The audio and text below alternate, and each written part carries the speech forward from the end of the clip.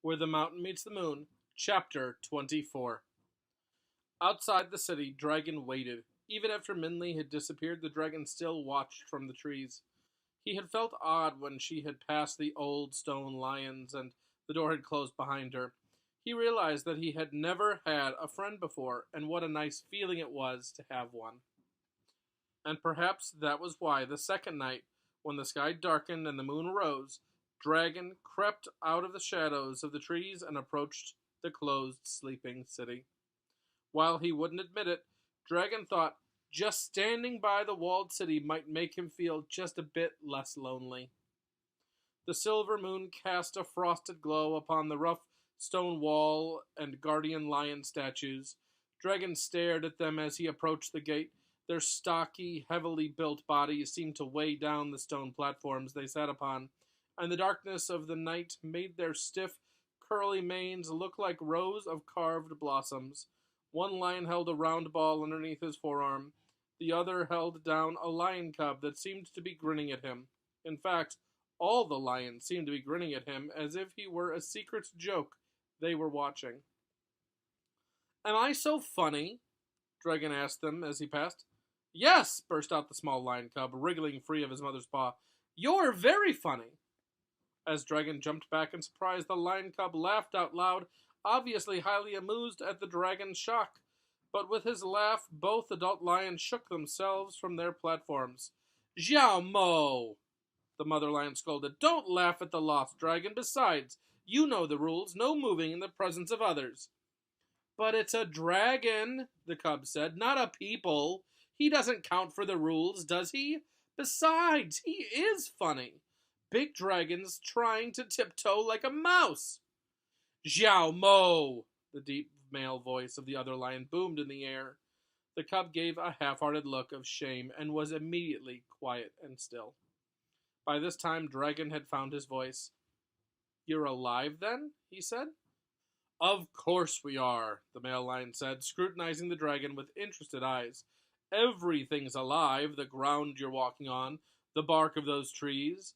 We were always alive, even before we were lions, and we're just raw stone. However, carving us did give us a bit more personality." "You're a fairly young dragon, aren't you?" the female lion said kindly. "You seem only 100 or 150 years old. Don't worry. You'll soon learn enough." 100, the lion cub said. "I'm much older than you. I'm 868. "And you still have not attained wisdom," the father lion told him. "Don't tease the young one." "Well, what are you doing here?" the cub asked. Not unkindly. "Dragons don't usually come down to the earth much. Are you lost?" Though unusual, the lions weren't unfriendly, so Dragon settled down and told them the whole story.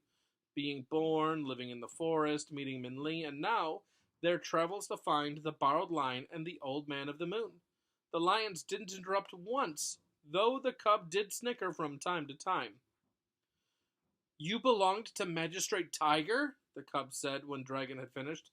"That means you were the terrible dragon. You're the one that destroyed the king's father's palace. What a lot of trouble you caused." Dragon looked at the older lion questioningly.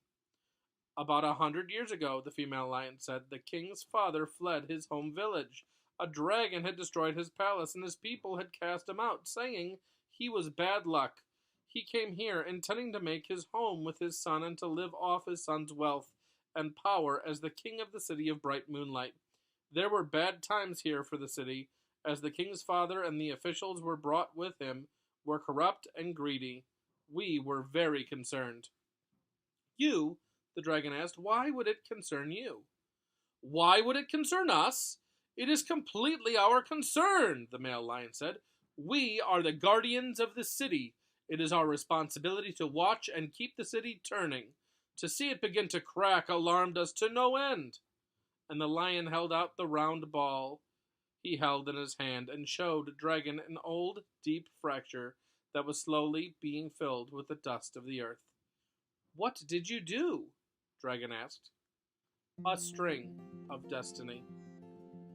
We were afraid the city would break as the times became more turbulent with secret meetings and violent outbursts.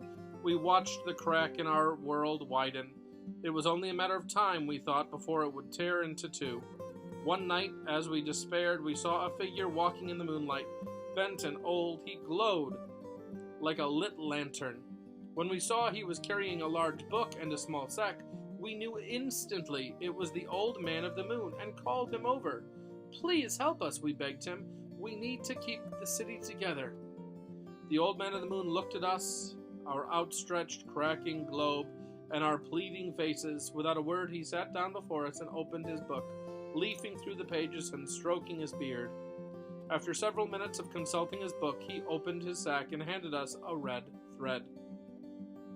"You are to hold this until it is needed," the old man told us, and then slapped the book shut and walked away, ignoring our word of thanks.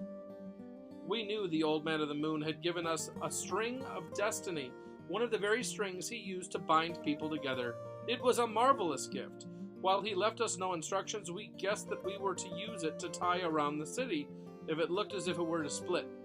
After that, night after night, we watched our sphere ready to use the string at the first signs of breakage.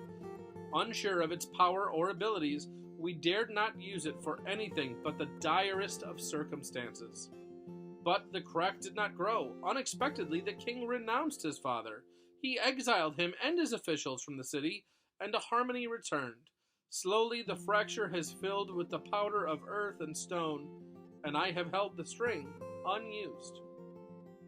And as the male lion finished, he lifted his paw to reveal a flattened line of red thread.